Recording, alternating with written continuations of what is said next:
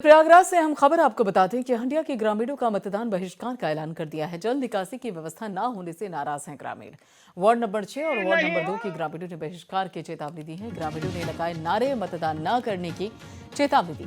नेताओं से कई बार शिकायत के बाद भी समाधान नहीं हुआ है। तो अहम खबर आपको बता दें, यहाँ पर ग्रामीणों ने चुनाव बहिष्कार का ऐलान कर दिया है और साफ तौर पे मतदान बहिष्कार का ऐलान कर दिया। वार्ड नंबर 6 और वार्ड नंबर 2 के प्रत्याशियों का बहिष्कार करने का ऐलान है। ग्रामीणों ने उनके विरोध में नारे लगाए हैं, मतदान न करने की चेतावनी दी है। नेताओं से कई बार शिकायत के बावजूद भी कोई समाधान नहीं हो पाता है, ये कहना है ग्रामीणों का। तो बड़ी खबर, अहम खबर आपको बता दें, प्रयागराज से ये बड़ी खबर सामने आ रही है। हंडिया के ग्रामीणों का मतदान बहिष्कार का ऐलान। जल निकासी की व्यवस्था न होने से परेशान है ग्रामीण। देखिए जरा तस्वीर भी आपके टेलीविजन स्क्रीन पर। राजनीतिक दल मुर्दाबाद। मियागंज वार्ड नंबर 7, नलकूप कॉलोनी वार्ड नंबर 6, किसनी पट्टी वार्ड नंबर 3, ये वार्ड नंबर 10 जो सलावर टोला है, ये सभी जगह हमारा जल जमाव है। जल जमाव होने के कारण हम लोग भूखमरी की कगार पर है। किसानगढ़ हम लोग यहाँ ये नगर पंचायत हंडिया से लेकर डीएम कमिश्नर और सचिव, मुख्य सचिव, मुख्यमंत्री तक यहाँ सूचना दे चुके हैं, परंतु कोई निराकरण नहीं हो रहा है। अब हम लोगों विवश होकर बच्चों का पेट पालन करने के लिए हम लोग मतदान का ही बहिष्कार कर रहे हैं कि हम लोगों का जल निकासी नहीं होगा तो हम मतदान नहीं करेंगे।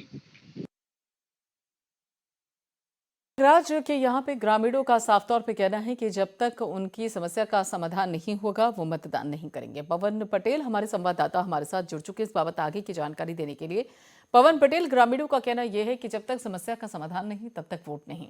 ऐसे में क्या जो जनप्रतिनिधि हैं उनके कान खड़े हुए हैं? कुछ सोचा उन्होंने? कोई एक्शन लेने की बात सोची है उन्होंने? बिल्कुल प्रियंका, ये जो तस्वीरें हैं ये विधानसभा हंडिया की हैं और वहां पर जो मतदाता हैं, सैकड़ों की संख्या में लोग इकट्ठा हुए हैं। इनका साफ तौर पे कहना है कि यहाँ पर कई जगहों पर जल निकासी की व्यवस्था नहीं है। ग्रामीणों की मानी तो इन्होंने कई बार इसकी शिकायत की है जनप्रतिनिधियों से कि यहाँ पर जल निकासी की व्यवस्था की जाए, लेकिन जनप्रतिनिधियों ने वहां पर अभी तक किसी तरह के कार्य नहीं कराए हैं, जिससे नाराज होकर वहां पर ग्रामीण इकट्ठा होकर उन्होंने मतदान के बहिष्कार के वहां पर ऐलान किया है और नारेबाजी की है।